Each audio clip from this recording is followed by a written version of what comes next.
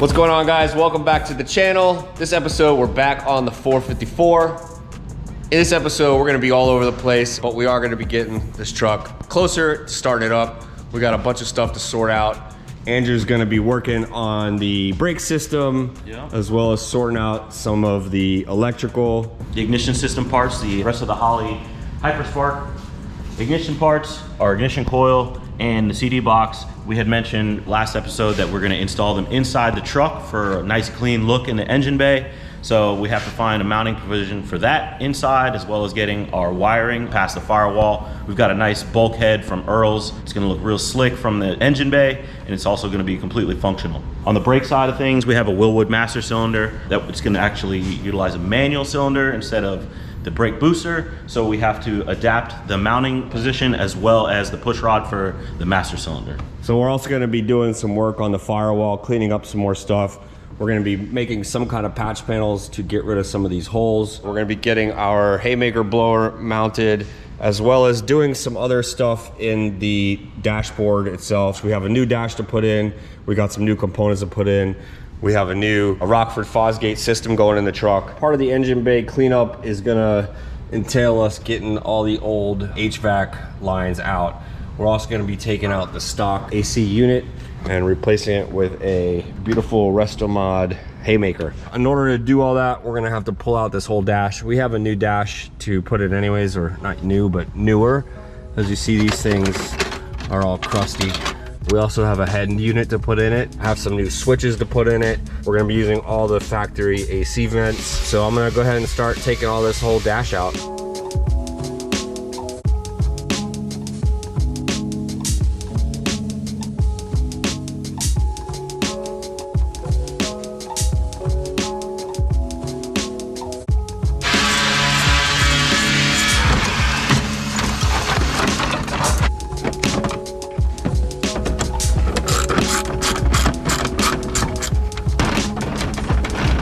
All right, so I think I got about 3,000 screws out of the dash. She's about ready to come out if she doesn't fall apart first. I think the last thing I gotta do is drop our column here, and then we should be free. If you guys have never taken one of these dashes out, I would suggest you don't. Let somebody else do it. Next step is gonna be getting the factory AC unit out. Our Haymaker is probably half the size of this, so we're gonna have plenty of room to mount our Holley ignition stuff inside or underneath our dash. We got the old AC unit out. This was a lot easier to take this out than it was the dash, I'll tell you that. So this is our old unit from here to here, and this is the Haymaker to show you guys the difference in size. We'll be shaving off some weight, saving some room, because we're also gonna find a spot to mount these two little gadgets, our Hyperspark and our coil. This is our ignition system, so we'll probably mount this next to it, make a nice little plate, so that way that'll be off the firewall as well.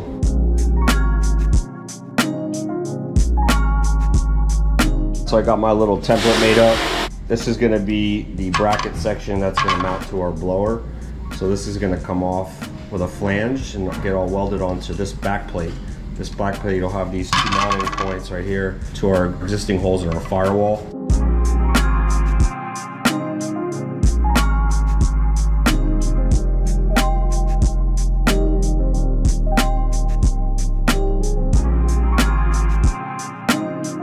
Got the right side bracket welded up and it's mounted to the firewall.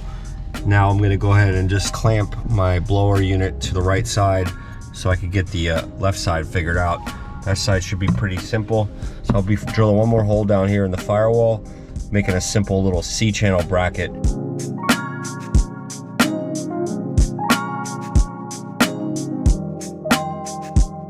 All right, so this time I used a piece of 1/4" steel. That way it's a little bit heavier duty, because I'm gonna attempt to just use the one mounting hole in the firewall, which is here. And then I got my two holes here for our bracket on our blower unit. I may weld in a nut here, possibly even weld in my 1/4" bolts here. So basically I'll just be able to mount this up and just put my nut on from the back side of the blower unit, and then I'll have to reach around the other side with a wrench. Hopefully that'll work out.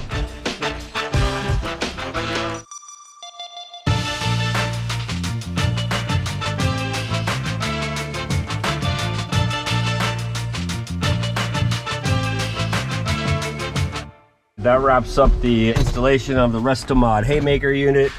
We have plenty of room on the top to get all of our venting done. We got plenty of room out here to get our hoses wrapped around and out through the bulkhead. So now that we got our AC box installed into the truck, the next step is to figure out how we're gonna be running our ductwork and connecting to our stock vent assemblies. I got all my parts laid out here. So in a factory setup, you have this huge plenum connecting all of your vents. So I want to eliminate this whole bulky system just to make sure that we have plenty of space in there for all our other components. Plus, it's going to make it a lot easier for me to hook up our flexible ductwork rather than try to make a big cap and run all of our ductwork into that. I'm going to go ahead and take all this trunk line, this whole plenum off, and come up with a way to adapt our vents, kind of like we did in the gold K10.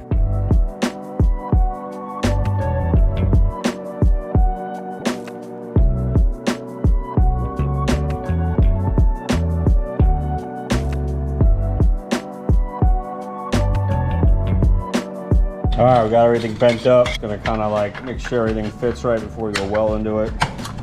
Click, click. Bam, that one fits. We got this one. Boom, beautiful. All right, so everything is gonna fit, and then I'll add some gasket material, bridge that little seam, so that way we don't have air just leaking out and flowing through the dash. Everything's pretty tight. Same with this. We'll just add a little foam gasket material to the underside of this metal, and we should be Gucci. So now I'm gonna go ahead and rip 4 pieces of pipe down. I'd say probably 4 or 5 inches or so. And we'll get these welded right on, and that'll be our connection.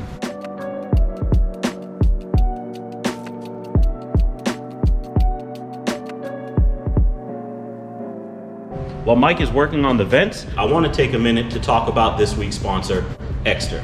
If you've been watching our channel for a while, you've probably heard us talk about Exter wallets before.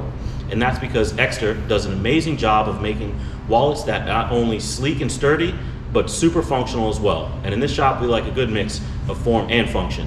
The highlights of Exter's wallets is this one-touch button that gives you effortless access to all of your cards, but these wallets also have a backing plate that will let you hold up to 6 more cards and an elastic band in case you want to keep some cash on you. These wallets are packed with some cool tech features too, like RFID blockers that help keep your banking data safe.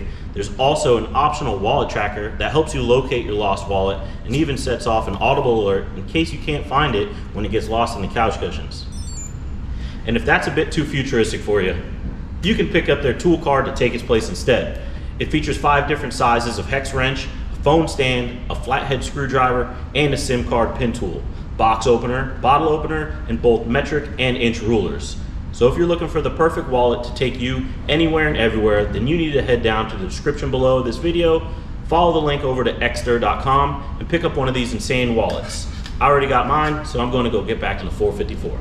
All right, we got our new dash laid out here on the table. Well, it's not new, but it's new to us, and it doesn't have a bunch of cracks, and it's in pretty decent shape. So this is the one we're using. Right now I'm gonna go ahead and remove all the old harness out of it, anything that we're not gonna be using, like this plenum. Also have a couple little touch-ups to do. Somebody drilled a bunch of holes in here, so we're gonna try to clean those up. I also got some fresh paint coming, same color, so we're gonna give this a little spray down, make it look nice and fresh. Then we'll be able to get all of our components put back in.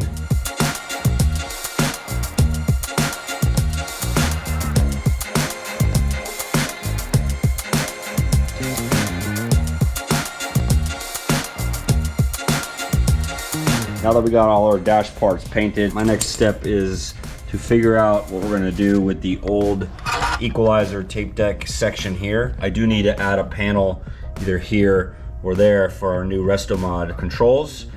And I also want to add a USB charger for our phones. So I'm gonna try to assemble this back together. I do have a new radio. This is an upgraded stock-ish. It'll fit in the stock location, but it's got Bluetooth. Matches the bezel perfectly. So at this point I'm going to try to get it all together. I'm thinking to put our controls here. I would like to have like a little compartment here, like a little opening, and maybe insert this inside of the opening, paint it black, and that way you have a little spot you could charge your phone and set your phone in there. So that would be pretty cool.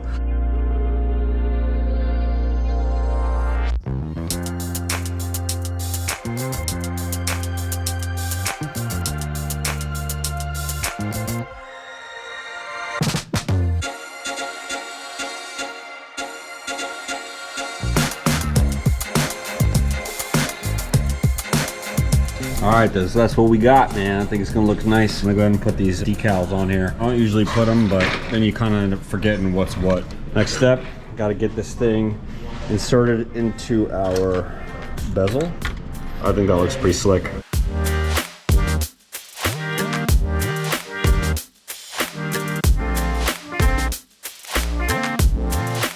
I'm real happy with the way this center panel came out. Our Restomod switches look real nice. We got our USB charger. Everything's looking real clean, very factory. That's kind of my goal. So next step is we're moving on to our bezel here. This is the old one. It had a little crack right there, and since the parts are available, I went ahead and bought me a fresh one. Can't be putting no crack junk in there. So we got a fresh piece here. Comes with our vent assembly already attached. I also have a new headlight switch. It's not silver or gray like the stock one. It's black. Not too thrilled about that, just because all the rest of the switches are gonna be gray. But if they were black, I'd be real stoked. So we got that. And then we got our new dimmer switch. I'm not sure I'm gonna use this cargo one. It's kind of dank. I couldn't find a replacement for that. But we got that, and we got our fog lights. So these are gonna come out. I also bought block off plates, so if I do wanna eliminate either of these switches and maybe put a little switch like under the dash or something, we could do that.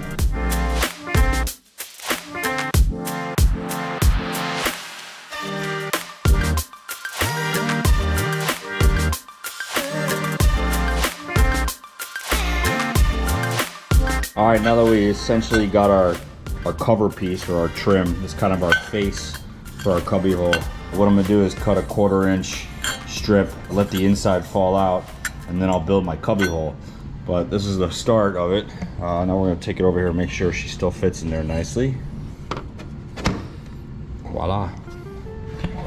So it's got the same kind of reveal as the radio down the side, so that all matches up pretty well. And then this side kind of exactly matches the radio as well. So I think we're off to a good start.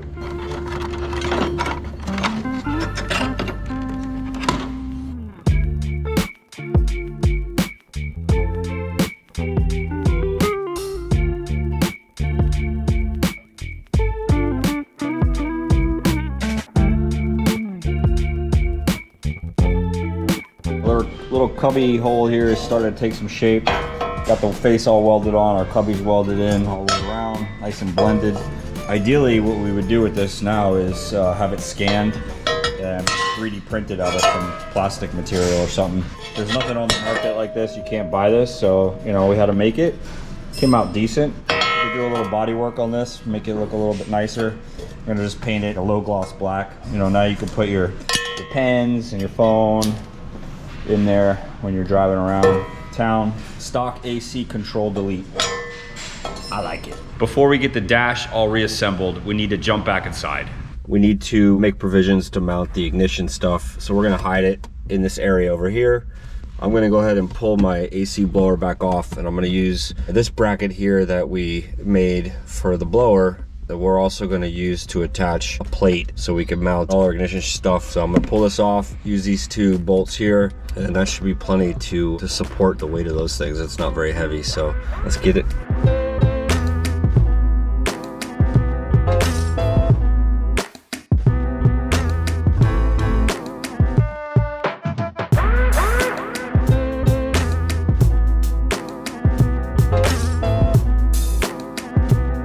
Got everything mounted to our plate. Next step is I'm just going to transfer our 3 mounting bolts to the back side of our plate, get those drilled out, and we should be good to go.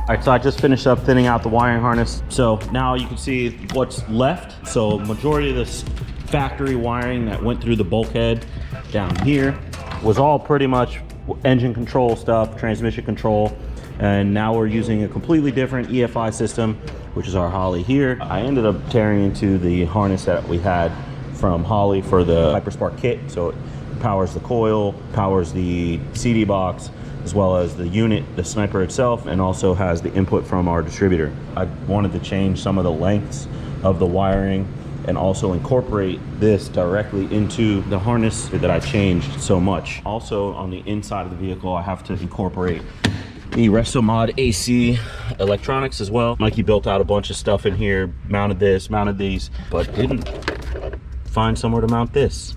So I'm gonna make a small bracket to mount into these holes here. These actually just hold the upper and lower portion of the case together, these two bolts.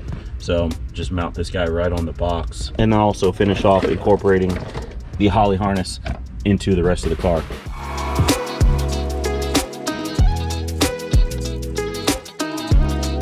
Like cleaning all the stuff up so it looks like it's purpose made. I think when it comes down to the execution of cars, when you're building cars, plumbing and wiring, when everything's well thought out, it makes the build so much better.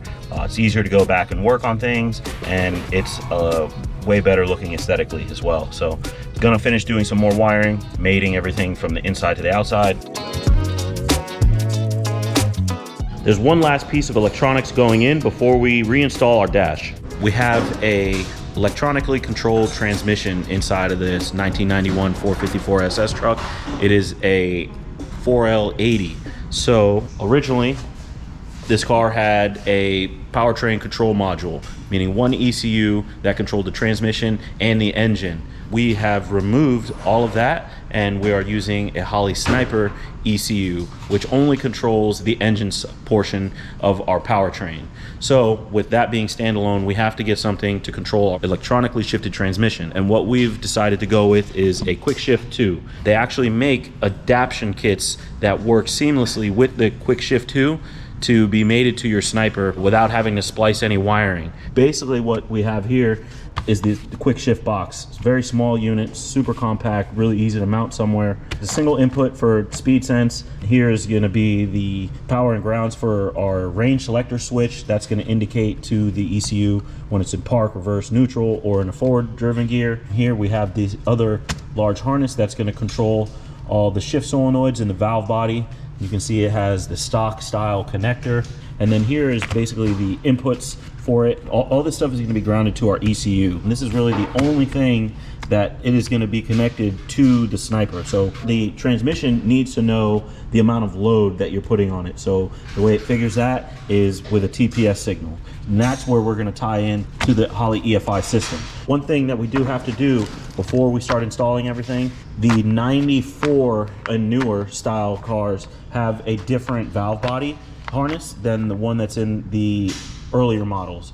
So with this product, we have to update it to the late model style internal valve body harness, and also the main shift solenoid also has to change. So I'm gonna start there on the transmission. I'm gonna let some of this fluid drain out, drop the pan, and then we'll start working on getting this new harness in.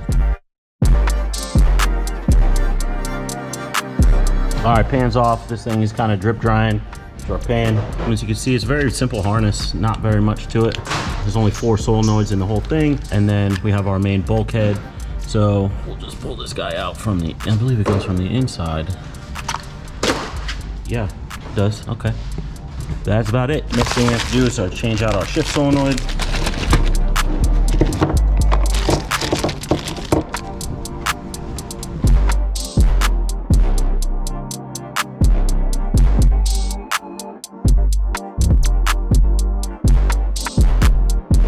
So the harness is installed, super simple, fits real nice, all back in the main factory locations.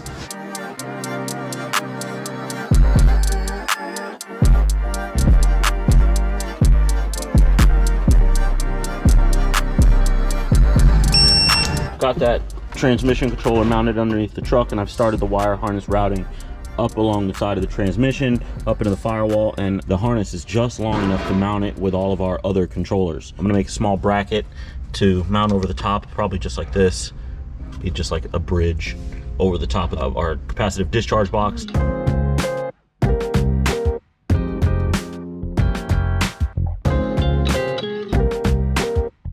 All right, got our little bracket made. Fits perfect right here.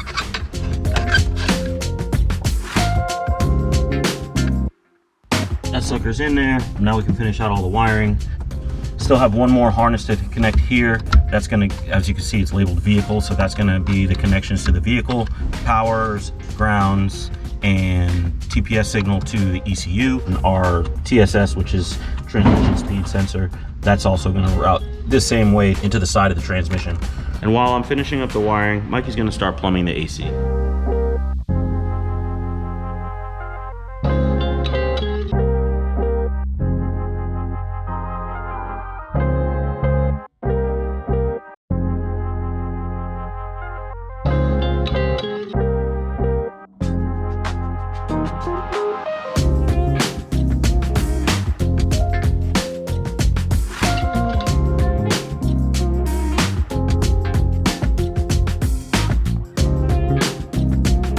All right, we got our dash ready to go back in the truck. I'm gonna go ahead and install my new dash speakers. We got these little Kenwood babies. They're a direct factory replacement. We got some new speaker wire. I'm also gonna get ahead and get some of these little trim pieces back on. That way I can get this on. Our gauge cluster, I'm gonna leave these open just in case we have to access it, as well as our vents. I'm not gonna put those in yet because it'll make it a lot easier to make my connection with my ductwork.